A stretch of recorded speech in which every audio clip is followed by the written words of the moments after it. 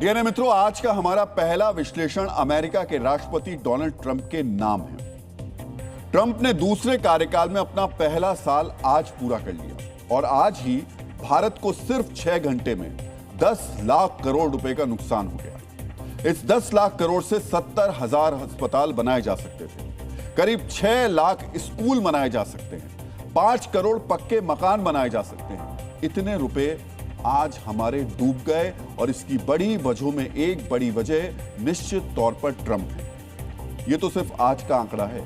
भारत समेत पूरी दुनिया को कितना नुकसान उठाना पड़ा है इस एक साल में, यह भी आज आप जानेंगे। एक साल पहले आज ही के दिन यानी 20 जनवरी 2025 को ट्रंप ने दूसरी बार अमेरिका के राष्ट्रपति पद की शपथ ली थी।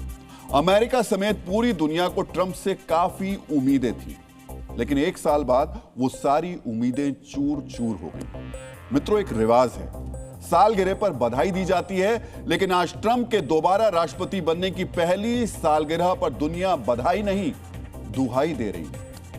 दुनिया परेशान है। अभी तो ट्रंप को सत्ता संभाले सिर्फ 1 साल पूरे हुए हैं। उनके कार्यकाल के 3 साल यानी 156 हफ्ते बाकी हैं। ट्रंप आजकल हर हफ्ते नया युद्ध का मैदान तलाश रहे हैं। इस हिसाब से 156 हफ्ते तक दुनिया में कितनी उथल पुथल मचेगी, ये सोचकर पूरी दुनिया के होश उड़े हुए।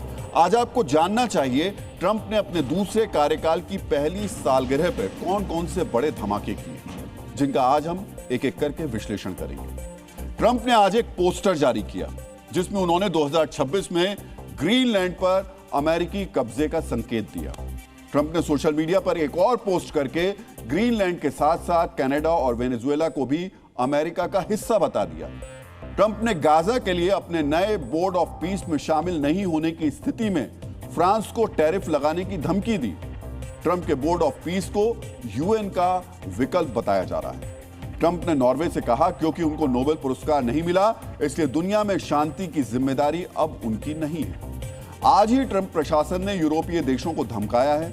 ग्रीनलैंड को लेकर अमेरिका के खिलाफ तनाव बढ़ाना किसी भी देश के लिए गलत कदम होगा। ये सारी धमकी वाले धमाके ट्रंप ने अपने कार्यकाल के 1 साल पूरे होने के मौके पर दिए। आज आपको भी जानना चाहिए इन धमाकों का आने वाले कुछ दिनों में दुनिया पर क्या असर पड़ने वाला है।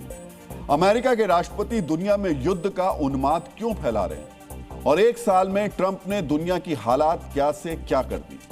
आज आपको यह भी जानना चाहिए क्यों सहयोगी देश अमेरिका के राष्ट्रपति की तुलना एक गैंगस्टर से कर रहे हैं और जिस 1 साल में ट्रंप ने दुनिया की इकोनॉमी को गर्त में पहुंचा दिया, उस 1 साल में ट्रंप परिवार ने कितनी चांदी काटी है।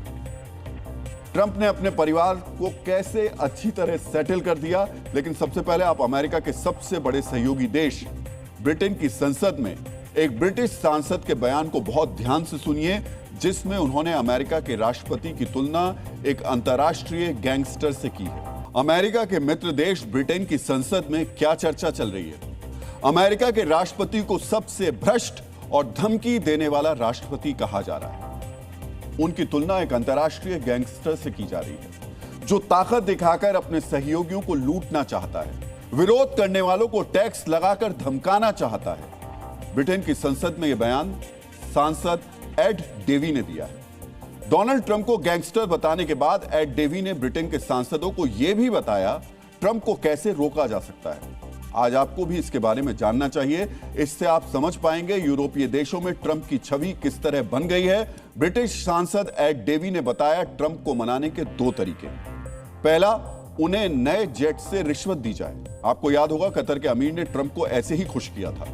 और दूसरा तरीका, ट्रंप के क्रिप्टो अकाउंट में कुछ अरब डॉलर डाल दिए जाएं। आपको याद होगा नए कार्यकाल में पाकिस्तान के वजीर आजम शहबाज शरीफ और पाकिस्तान की आतंकी सेना का चीफ आसिम मुनीर ट्रंप को यही सपने दिखा रहा है। यानी ब्रिटिश संसद में ऐलान किया गया अमेरिका के राष्ट्रपति ट्रंप को रिश्वत देकर सारे काम करवाए जा सकते हैं। उन्हें खुलेआम रिश्वतखोर बताया गया।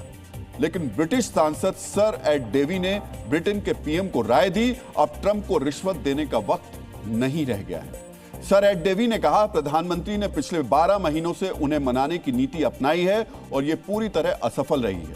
अब समय आ गया है हम आखिरकार उनसे टकराएं और अपने यूरोपीय सहयोगियों के साथ मिलकर उन्हें पीछे हटने पर मजबूर करें।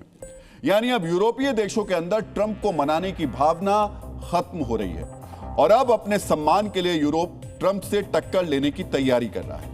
आज आपको भी जानना चाहिए आखिरकार ट्रंप ऐसा क्यों कर रहे हैं जिससे यूरोप में उनके खिलाफ गुस्सा भड़क गया है।